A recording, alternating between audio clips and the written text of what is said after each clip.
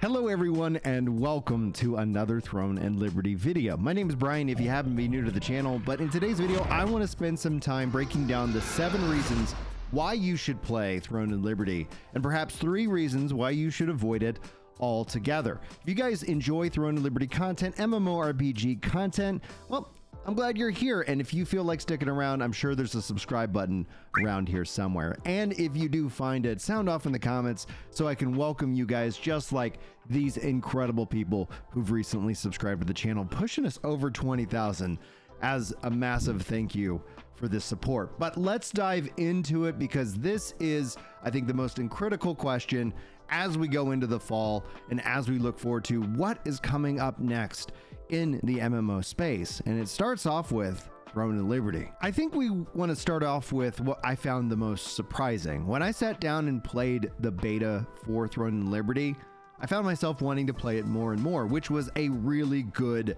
sign. That's to say, I'm gonna wait till the game officially goes full free to play rather than paying for early access and holding on to my money. The way I play free to play games is always rooted into how far can I progress before the game really makes me feel like I have to open up my money and spend it. So that is going to be the approach that I take with Throne and Liberty. But back to my main point here is this game, the combat, the characters, and how everything kind of flowed, I don't know, really vibed with me. I'm a controller player at heart, and I do have a controller guide up on the channel if anybody out there is just curious about how this game works and functions with the controller. And I honestly was left excited. I was really happy with the experience that I've had in the beta, and I'm looking forward to spending some more time with it when it fully launches. The concept of both switching your weapons, that free flow class system, and the ability that you don't have to switch weapons but you still have access to those additional skills makes combat feel very, very enjoyable. Yes, for those of you who are on the fence or don't know, it is a tab target based game, semi kind of action. I wouldn't go as far as calling it an action hybrid, but yes, semi-action, but a tab target nonetheless. And if that's a deal breaker for you, I don't blame you, but I honestly think that it actually works really well in this game's favor. My second reason for why you should play is that this is actually rooted more in classic MMORPG design. If you think about it, it's more of a sandbox than it is a theme park, even though it does have both of those elements. That's why I classify this game as well as a SandPark, blending these two concepts of MMOs together. That doesn't mean there aren't some negatives to that, and that's what we're going to talk about in some of the reasons to avoid. But its rootedness in PvP, its classic adherence to history, it's rooted in the Lineage system as it was originally like Lineage 3 before it eventually evolved into Throne and Liberty. Don't ask me why. I think you probably would have done much better if you stuck with the Lineage brand, but here we are nonetheless.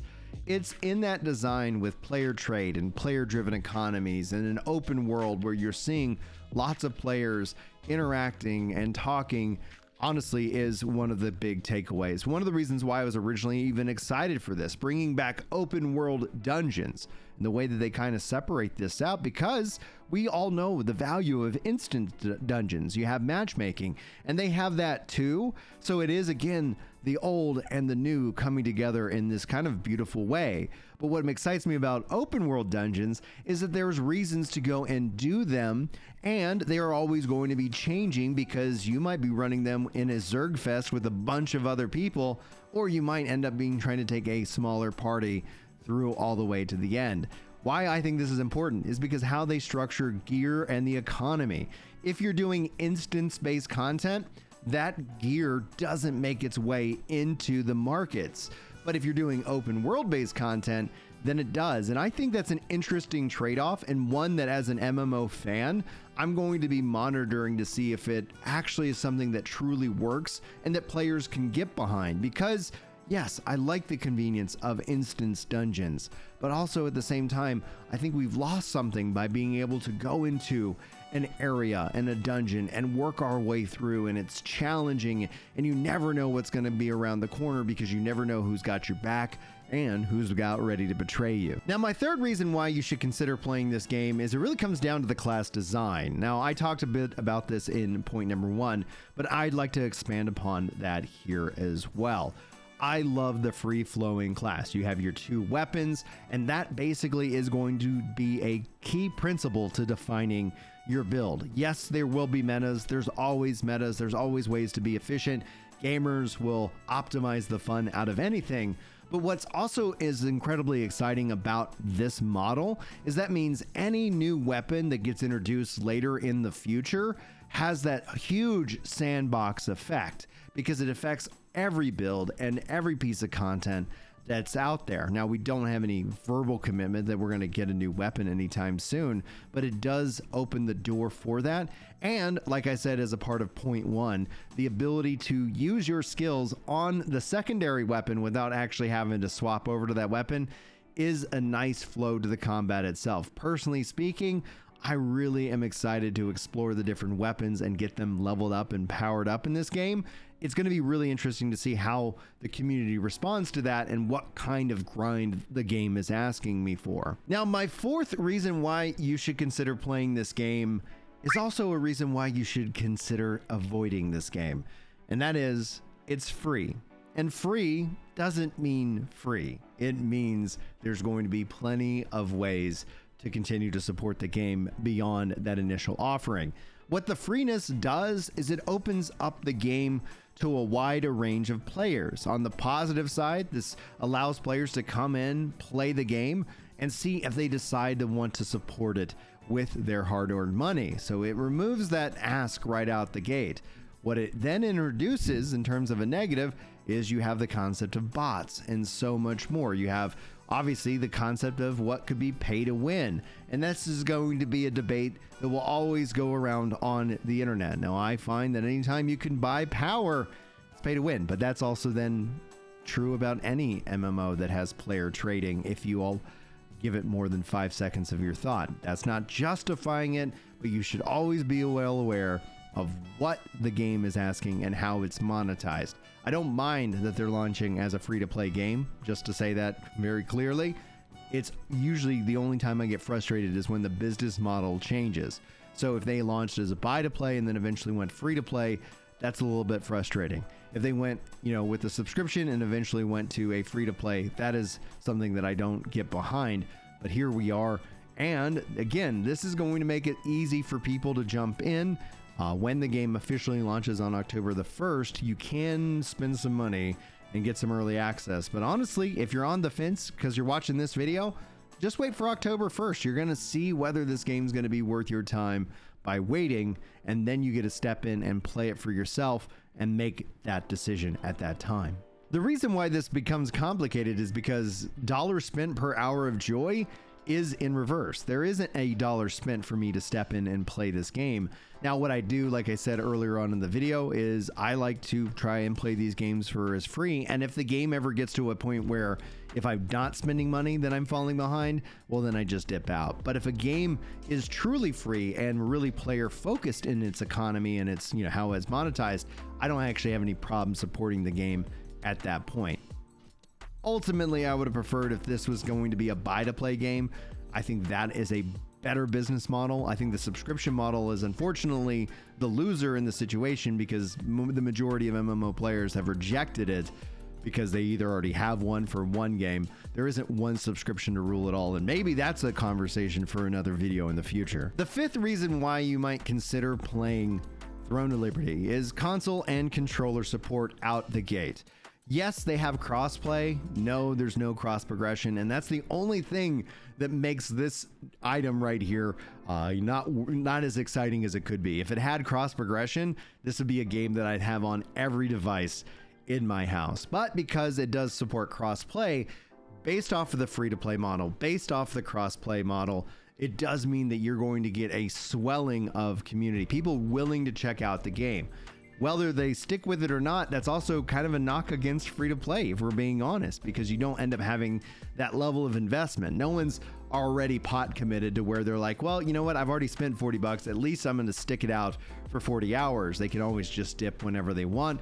But I think the fact that we're going to see this on console and PC on day and date, it's going to be an interesting thing as we look at the MMORPG landscape, because we're seeing more MMOs go in this direction, and I think it's going to continue to go in this direction. And the real question I actually have is, will we ever see WoW have official console support? Time will tell, but I'm really glad that this game is in many places as possible, because I think that's going to help the community really establish itself without having that natural spiral of death that we see happen time and time again in these MMO communities. And that takes me to my next point: the dynamic world that is constantly evolving. Weather impacts the world, it impacts the monsters.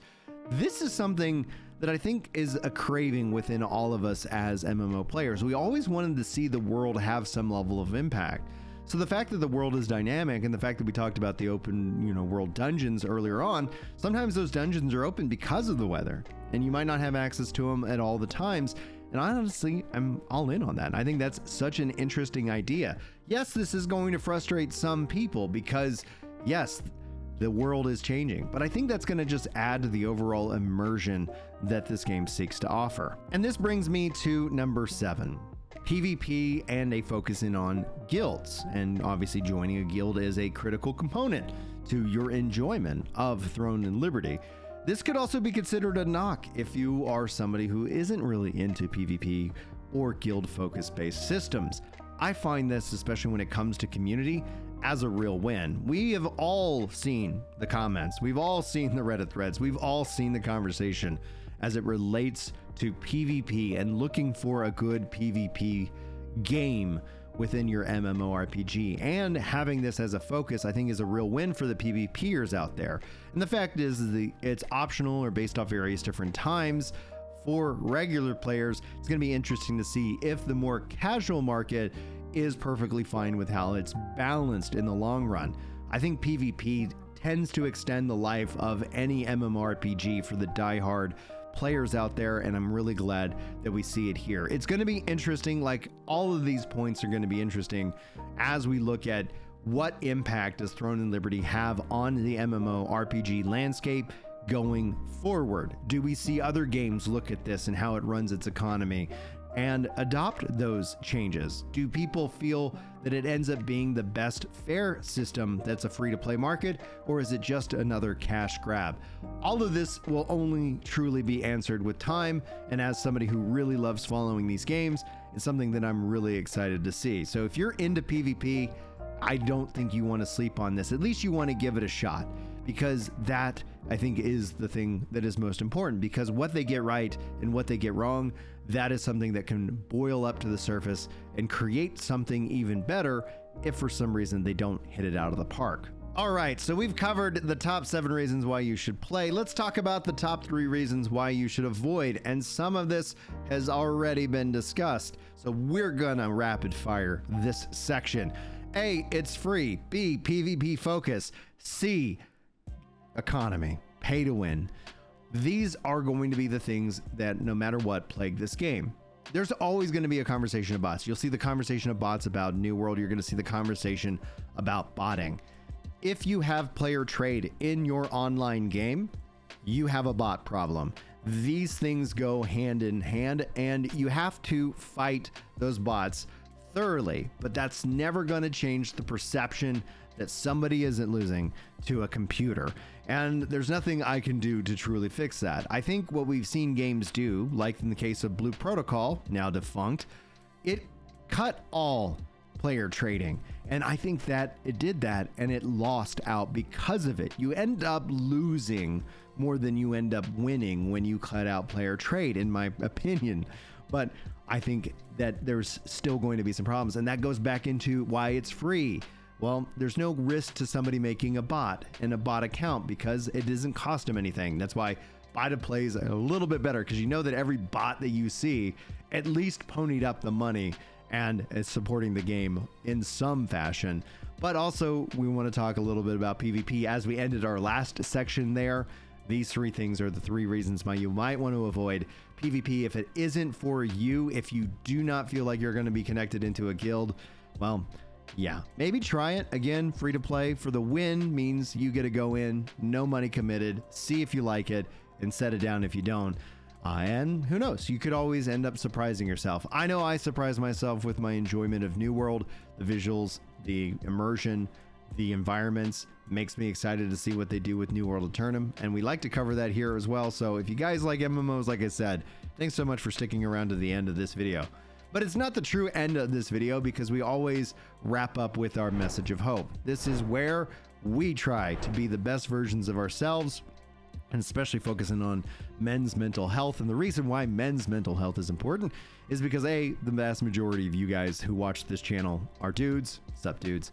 And the ladies out there, I love you. I do appreciate you. But for me, I think one of the things that I want to focus in on as a goal in this world is to remind those of you, especially who are struggling, especially those who are thinking about self-deleting, that you're worthy of love, you're worthy of being alive. And that self-delete is a permanent solution to a temporary problem. And I've been through that. I'm not saying that I haven't had these dark kind of thoughts in my life. In fact, I have. I've been open about sharing my journey and sharing my anxiety and depression that I have struggled with for well over 10 years. For me, though, it was something I never gave up on, and I want you never to give up on yourself.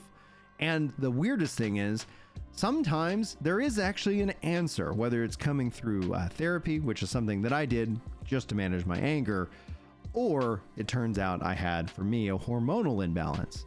Now, a lot of guys don't like to talk about it. I know a lot of guys who have now gone and found out that they too had the same hormonal imbalance because I mentioned it, but they didn't feel comfortable sharing with it, and there's no judgment to them in that way. But I have found that my anxiety and depression was highly driven because I was a low T male. Well, why was I low T? There's all kinds of reasons. Maybe because we're gamers. I don't know. I'm not a doctor. But I did have to fight my doctor to get that test. And having solved that problem, my weight, I'm down over 80 pounds. Obviously, I was already I'm not eating sugar. There's other benefits that I'm doing to really kind of help facilitate that. But I was doing that before I was taking hormone, the testosterone, which is coming through a fertility drug, which is hilarious because I got 6 kids. And I was like, come on, doc, what are you doing to me, buddy? Making me even more fertile. But all that being said is that having fought for years over that, angry at myself, beating myself up, all throughout that process, trying to find an answer as to why I was struggling with these things and why they didn't seem to get better. That was my relief. But it also could be related to any other environmental factors. Your mental and your physical health go hand in hand. I like to also talk about spiritual health, and that's why you hear us quote scripture from time to time, because there's a lot of wisdom to be found, whether you believe in a God or you don't. There's still a lot of wisdom, and to reject it, to throw the baby out with the bathwater, I think is something that I'd like us to bring back, because I think we've lost the ability in this world, especially with social media, to just disagree. It's okay to disagree. It's okay to have these kind of conversations, and that's why we save them here for our message of hope. I really hope that you're doing well, and if you're not, it's not a weakness to seek help. It's not a weakness to ask for help. You can always reach out if you need the DM. You can always jump into our community if you're just looking for some support. Iron sharpens iron, and one man sharpens another. An encouraging word can mean all the difference. It can change and it can save a life. And so be thinking about that through our actions. It's not that we have to, discount the truth. You can tell the most loving thing you can do is tell somebody the truth. So be truthful, be honest, and get out there. And the last thing I'm going to leave you with, especially if you're somebody, because I know you're out there, here's 3 tips. Here's 3 things that I think you can do, and you should do. You should make a habit out of these 3 things out the gate. Make your bed, take a shower, and brush your teeth. They're simple enough that you can right now stop the video and go do those 3 things. Those 3 things will end up giving you the motivation and a boost to the next thing that you need to do. And I don't know what that next thing is that you need to do, but chances are you've been kind of beating yourself up about it for a while. So stop beating yourself up about it. Go swallow that frog, but start with those 3 things. and see if it makes any difference. The other tip that I would give you, because I see that a lot of depression can also be tied into ADHD, and you might be that, you might not, I don't know.